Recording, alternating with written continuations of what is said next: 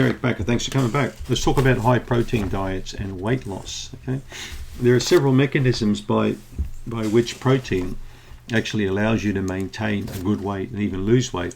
And it's why so many people are excited with paleo and keto kind of diets, because they've worked out that high protein not only makes them feel good, but it allows the body to really burn off that extra fat when it needs to. So let's look at a few mechanisms underlying.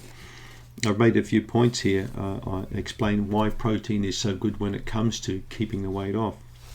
So protein really, let's have a look, where's my notes here?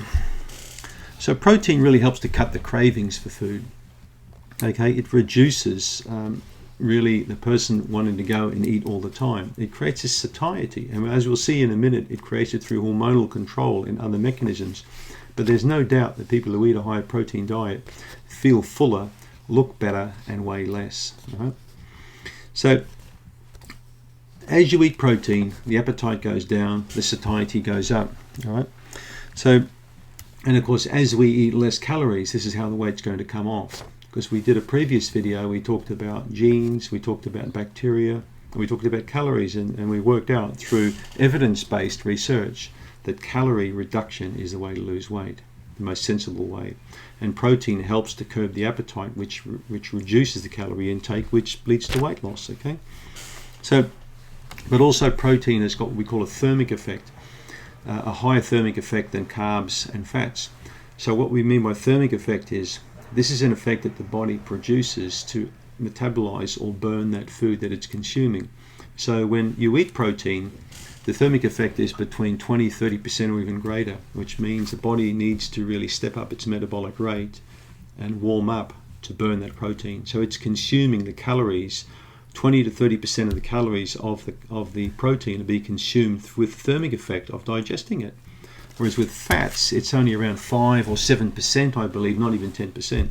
And with carbs, it's a low percentage. So it's very easy to overeat carbs and get big for that reason. And for fats, it's even less. It's like up to about 1 or 2%, I believe, the thermic effect. So we know that people who eat high amounts of protein tend to have a better thermic effect, a higher metabolic rate, and they're going to burn off, those calories more effectively that way too.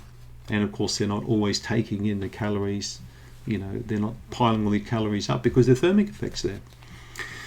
So proteins also have a very interesting way with what they do with hormones, okay? So high protein load can ramp up certain hormones and push others down. So ghrelin, or the hunger hormone, is reduced with high protein. And the appetite, there are other hormones here that control appetite. And they are increased, and these hormones actually help to suppress the appetite. So cholecystokinin is one of those hormones. I think it's made by the pancreas. And then there's we've got is it the protein, what do we call it here? The protein peptide YY, and it's got GLP-1, PPYY, and cholecystokinin. Those three hormones are involved in reducing the appetite. So they get pumped up when protein's consumed and ghrelin goes down. So the hunger's not there anymore. The appetite gets reduced by protein intake.